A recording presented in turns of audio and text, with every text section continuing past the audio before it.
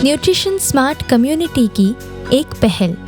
पोषण पोषण पोषण की बातें, पोषण पोषण पोषण की बातें। आज की चर्चा, टिकाऊ समेकित कृषि प्रणाली से बदला मधुकांत मुखिया का जीवन। आज की कड़ी में हम जानेंगे कैसे समेकित खेती से अपने परिवार के लिए पोषण में वृद्धि की जा सकती है। मिक्स्ड क्रॉपिंग से कम जमीन में अधिक उपज की जा सकती है। समेकित खेती से बाजार पर निर्भरता कैसे कम हो सकती है। मधुकांत मुखिया नेपाल की मध्य प्रोविंस की राजगढ़ म्यूनिसिपैलिटी के रहने वाले हैं। उनके परिवार में कुल 5 लोग हैं और वे अपनी जरूरतों और आय के लिए पूरी तरह खेती किसानी पर निर्भर हैं। पहले उन्हें और उनके परिवार को अपनी जरूरतों को पूरा करने के लिए काफी संघर्ष करना पड़ता था, लेकिन जब उनका परिवार पोषण समृद्ध समुदाय से जुड़ा तब उनकी सोच का दायरा बढ़ा और उन्होंने बैठकों में भाग लेकर एकीकृत खेती के बारे में सीखा। उन्होंने जाना कि मिक्स क्रॉपिंग से कम जमीन में अधिक उपज की जा सकती है।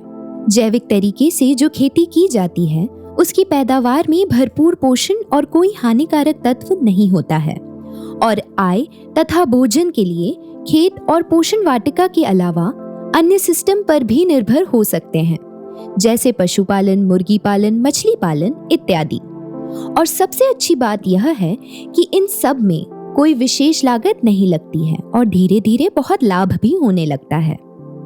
टिकाऊ समेकित कृषि प्रणाली का चैंपियन होने के नाते मुखिया जी अन्य किसानों को प्रेरित कर रहे हैं और इसका असर भी दिखाई दे रहा है। बहुत सारे किसान अब मोनोक्रॉपिंग से मिक्स क्रॉपिंग पर आ चुके हैं। मुखिया जी भी पहले पारंपरिक तरीकों से खेती करते थे, जिसमें वह केवल चावल और कुछ सब्जियां उगा पाते थे, मगर इससे उनके परिवार को सही पोषण नहीं मिल पाता था। खेत पर केवल 1 या 2 सबसिस्टम्स थे और वे रोजमर्रा की जरूरतों के लिए बाजार पर निर्भर रहते थे। लेकिन अब सब कुछ बदल गया है। उनके पास बतखों का एक फार्म भी है।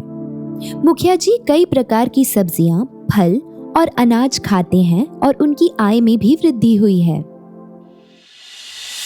आज की कड़ी में हमने जाना किस तरह मधुकांत मुखिया ने आगे बढ़कर समेकित खेती करना सीखा और अपने परिवार को पोषण समृद्ध बनाया।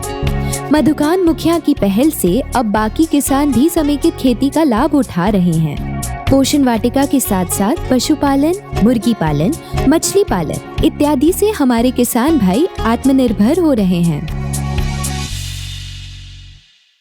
ये संकलन न्यूट्रिशन स्मार्ट कम्युनिटी के द्वारा एक साझा प्रयास है।